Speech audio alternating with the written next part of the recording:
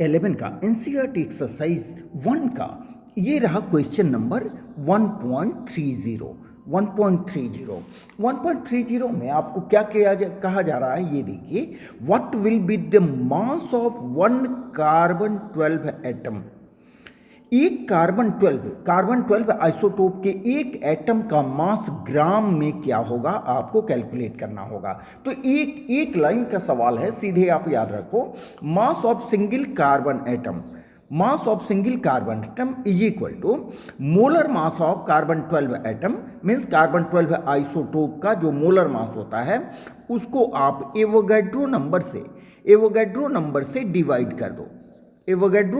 Divide कर दो, भाग दे दो। एवोगैड्रो नंबर हमने यहाँ लिख रखा है 6.022 इंटू 10 टू द पावर 23।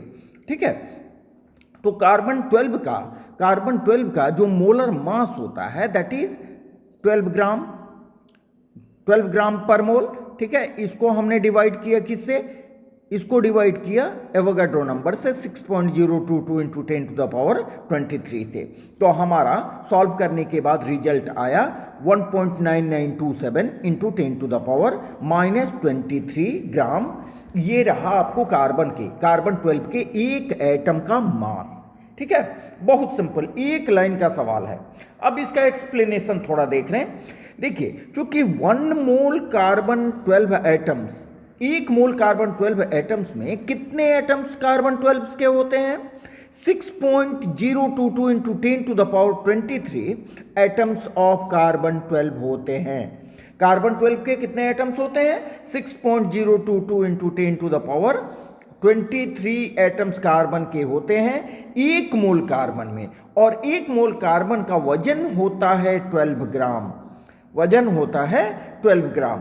तो देखें, यहां बिल्कुल क्लियर है, चूंकि 6.022 into 10 to the power 23 atoms of carbon 12 have the mass 12 grams. Hence, one atom of carbon 12 has the mass 12 by 6.022 into 10 to the power 23 grams.